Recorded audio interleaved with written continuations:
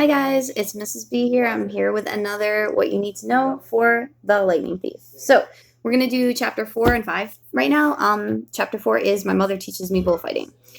So this is right after Grover appears at the cabin and warns them that something bad is about to happen, and they're taking off. As Sally's driving down the road, Percy's asking Grover how he knows Sally. Grover's like, I don't know Sally, but I've been watching over you.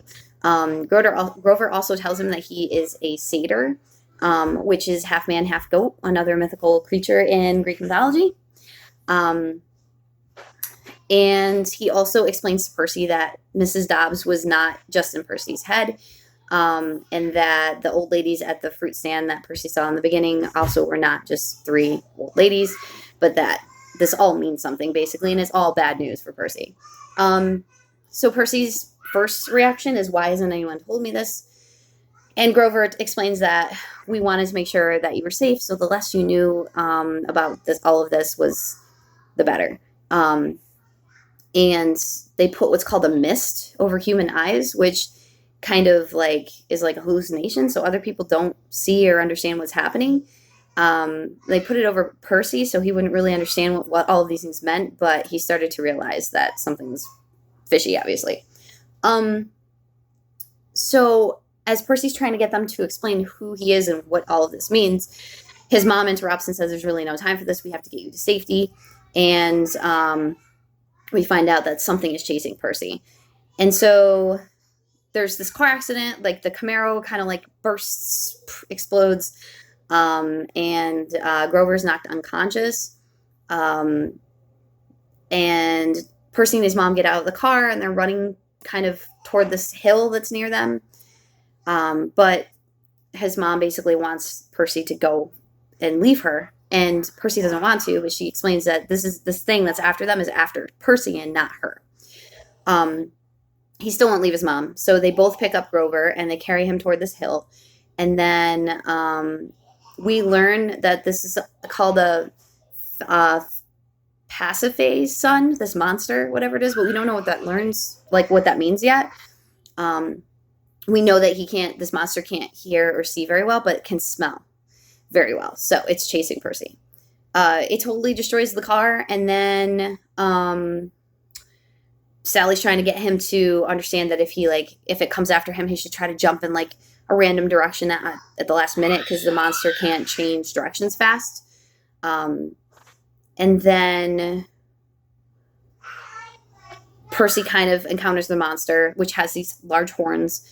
It does see Sally and Grover, and the monster grabs Sally, but then Sally kind of turns into this glow of light and disappears, which we don't really know what that means. Then the monster goes after Grover, but Percy ends up taking jumping onto the monster before it can get to Grover, and then grabbing its horns. He's not really sure what he's doing because he's never done anything like this before, but he's kind of on top of the monster's head, and then a horn actually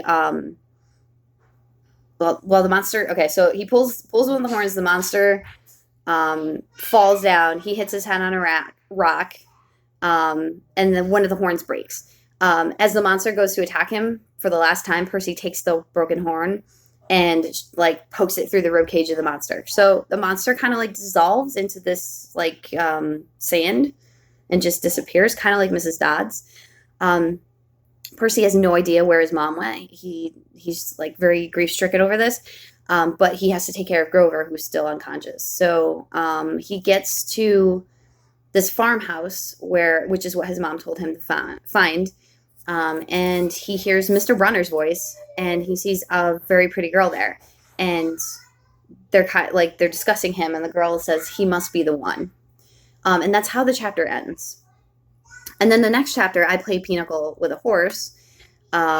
Percy's being nursed back to health by this pretty girl that he had first seen. She's asking him a lot of questions, but he's not really sure what she's talking about. She's using words and phrases that he doesn't know. But she also mentions the summer solstice. So when he finally fully wakes up, he's on the porch of this farmhouse. There's this beautiful countryside in front of him, which he thinks is amazing. But he's having trouble like appreciating it because he feels like his mom just died and he'll never see her again.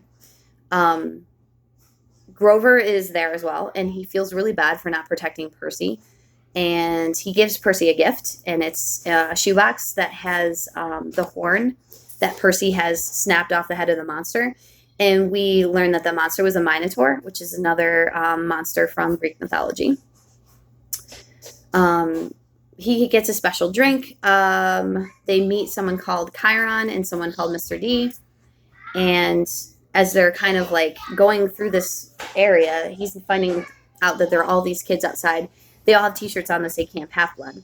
And they're doing things like canoeing and swimming and shooting bows and arrows and all sorts of things that you would do at a summer camp.